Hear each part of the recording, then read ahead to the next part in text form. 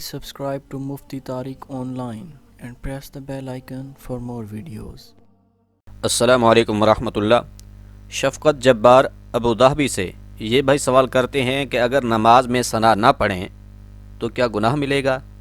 برائے مہربانی یہ مسئلہ بتا دیجیے۔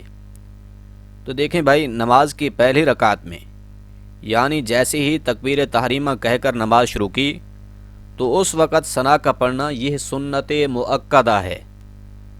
اب پھر بلا عذر اس کا چھوڑنا اور پھر اس کے چھوڑنے کی عادت بنائے رکھنا، یہ عادت آدمی کو گناہ گار بنا دیتی ہے۔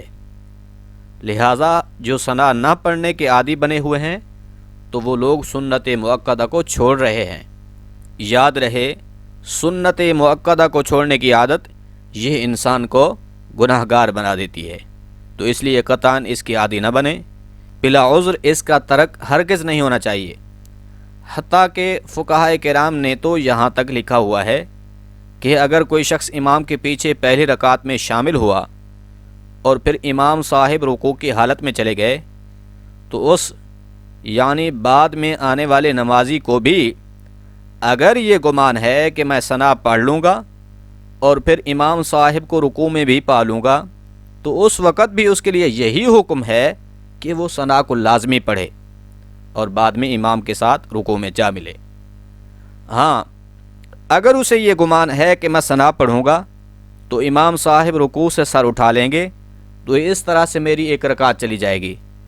اب اس صورت میں اگر وہ اللہ اکبر کہہ کر نماز شروع کرنے کے بعد 3 مرتبہ سبحان اللہ کہنے کی مقدار ٹھہر کر دوسری یعنی رکوع کی تکبیر کہہ کر امام صاحب سے جا ملتا ہے تو یہاں پر جو اس نے ثنا چھوڑی ہے یہ بلا عذر نہیں ہے، بلکہ یہ مجبوری کی بنا پر اس نے چھوڑی ہے، تو لہٰذا بلا عذر ثنا کو ہرگز نہیں چھوڑنا چاہیے، اور پھر اس کا پڑھنا نماز میں سنت مؤکدہ ہے۔